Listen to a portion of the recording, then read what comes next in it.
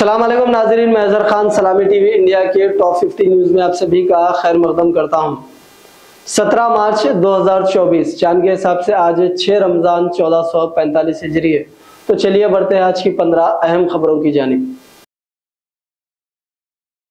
America में सदारती इंतखाबात से कबल साबिका सदर डोनाल्ड ट्रंप ने खून खराबे की धमकी दे दी है। उन्होंने कहा कि अगर वो 2024 के सदारती इंतखाबात में मुंतखब नहीं हुए तो मुल्क में खून खराबा होगा। पाकिस्तानी फौज के मुताबिक अफगानिस्तान के साथ मुल्की सरहद के करीब जिला शुमाली वजीरिस्तान में एक मिलिट्री पोस्ट पर अस्करियत पसंदों के खूनी रेज हमले में 7 फौजी एहलकार और 6 हमला आवर हलाक हो गए। समुद्री रास्ते से पहली बार इमदादी सामान की एक खेप गजा पट्टी की जंग ज़दा फिलिस्तीनी इलाके में पहुंच गई है। ये 200 टन खुराक बाहिफाजत गजा पट्टी के साहिल पर उतार ली गई है और तकसीम की जा रही है।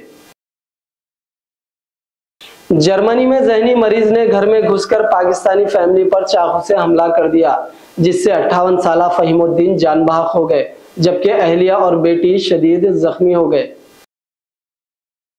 कनाडा के वजीर आजम जस्टिन ट्रूडो ने कहा है कि रोज सोचता हूं ये पागल कर देने वाली जॉब छोड़ दूं।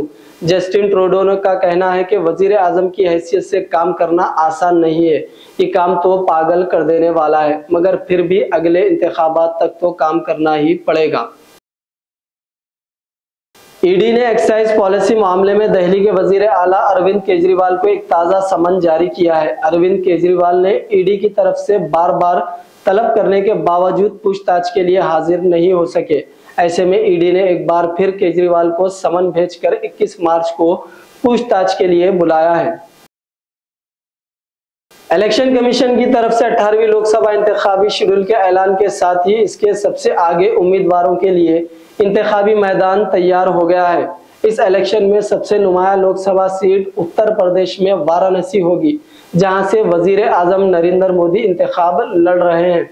वाराणसी में 1 जून को वोटिंग होगी। इसके साथ ही कांग्रेस के साबिका सदर राहुल गांधी केरला की वायनाड लोकसभा सीट से इलेक्शन लड़ेंगे और इस सीट पर मरहले में 26 अप्रैल को वोटिंग होगी। लोकसभा इंतखाबात 2024 को जहन में रखते हुए कांग्रेस की भारत जोड़ो न्याय यात्रा, जो 14 जनवरी 2024 से मणिपुर से शुरू हुई थी, कल हफ्ता 16 मार्च को मुंबई में खत्म हो चुकी है। राहुल गांधी आज इतवार 17 मार्च को मुंबई में पदयात्रा कर रहे हैं। राहुल गांधी का यह मार्च सुबह 8:30 बजे से शुरू हो चुका है। इस दौरान राहुल गांधी बाला साहब की यादगार जगह भी दौरा करेंगे। Chief election commissioner Rajiv Kumar ने इंतखाबात की तारीखों का ऐलान किया और बताया कि हिंदुस्तान में आम इंतखाबात 19 अप्रैल को शुरू होंगे और ये 7 मरहलों में मुकम्मल होंगे। कांग्रेस पार्टी ने कहा है कि अगर मरकज में इसकी हुकूमत बनती है तो मजदूरों के लिए सेहत के हुकूक का कानून बनाकर दलितों, कबाइलियों, पसमानदा और कमजोर तबकात की मुनसिफाना हिस्सेदारी की जमानत दी जाएगी।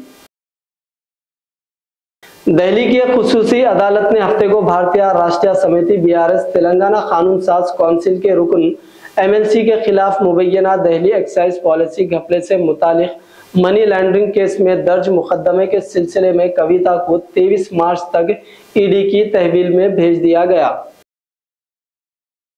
हैदराबाद के बाजार घाट के रिहायशी 30 साला मोहम्मद असफान, जो यूक्रेन की सरहद पर गोली लगने से हलाक हो गए थे, उनकी नाश हफ्ते की दोपहर को शहर हैदराबाद लाया गया। तदफीन इतवार को अमल में आ चुकी है।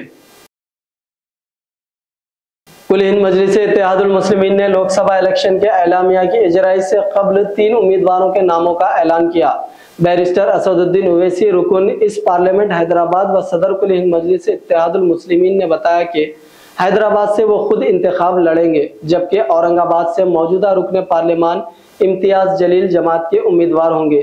किशनगंज से अख्तरुल ईमान को टिकट दिया जाएगा। इलेक्शन कमीशन ने तेलंगाना के 17 लोकसभा हलकों और सिकंदराबाद के कंटोनमेंट असेंबली हलके का ज़मीनी इंतखाब 13 मई को मुनक्किद करने का फैसला करके शेड्यूल जारी कर दिया, जिसके साथ रियासत में इंतखाबी ज़ाब्ता अखलाक नाफिज हो गया। आंध्र प्रदेश में बीजेपी को बाबू जगन पवन से ताबीर करते हुए चीफ मिनिस्टर तेलंगाना रेवंत रेड्डी ने कहा कि आंध्र प्रदेश को एक मौसर क़यादत की जरूरत है जो मरकज से सवाल कर सके। रेवंत रेड्डी विशाखापत्तनम में कांग्रेस पार्टी के एक जबरदस्त जलसे आम से खिताब कर रहे थे। तो नाज़रीन इकराम, ये थी सलामी टीवी इंडिया की टॉप 15 न्यूज। दीजिए आपके दोस्त अजहर खान को इजाजत। अल्लाह हाफिज।